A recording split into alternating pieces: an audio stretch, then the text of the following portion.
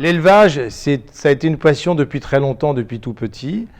Et je pense qu'il vaut mieux pratiquer en fin de carrière qu'en début de carrière, pour plein de raisons. Mon élevage, c'est l'élevage du terroir, qui existe depuis une vingtaine d'années.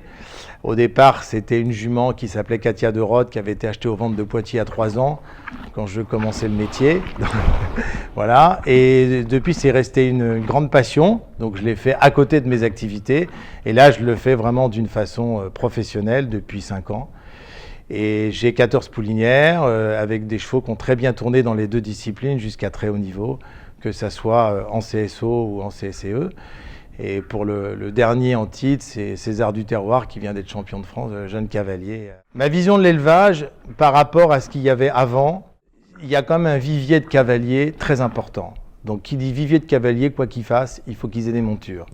Donc je pense qu'il faut produire. Par contre, il faut absolument produire des chevaux qui correspondent au marché, qui correspondent à la demande. Il ne faut pas chercher à produire que des cracks, il ne faut pas chercher à produire que des chevaux de loisirs. Il faut chercher à produire des chevaux qui se commercialisent dans de bonnes conditions, sans avoir besoin non plus de passer beaucoup de temps et d'argent sur la valorisation qui coûte très cher. Donc il faut cibler notre élevage par rapport à la demande. Et il faut que ça soit un petit peu polyvalent. Il faut que les chevaux puissent à la fois aller en concours, aller en complet, puisque c'est deux disciplines qui commencent, même si elles sont très différentes, à se rapprocher. Il faut de toute façon des dominateurs communs. Après, il y a la loi du nombre, c'est-à-dire pour réussir à avoir des bons chevaux et avoir des bonnes juments, avoir suffisamment, il faut quand même un minimum de poulinières, un minimum de poulains tous les ans, pour que ça puisse vivre et que ça puisse avancer. Sinon, on tourne en rond. Je crois qu'il faut avoir beaucoup de place, ça c'est très important. L'élevage, les chevaux, ils doivent être élevés dans de la surface, ensemble, éventuellement par génération si on les garde entiers, bien sûr.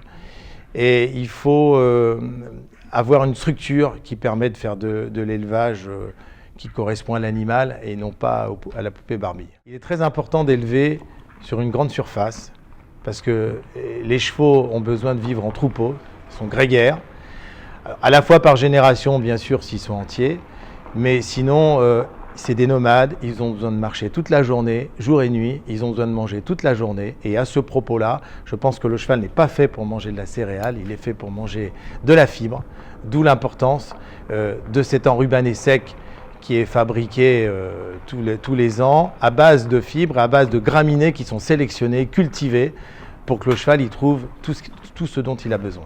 Au total, on a 100 hectares et on a 3 sites pour pouvoir fournir. Et à la fois, et encore, on ne fait pas notre foin complètement parce que moi, je nourris beaucoup à l'enrubanné sec. C'est de l'herbe qui est cultivée, qui est sélectionnée.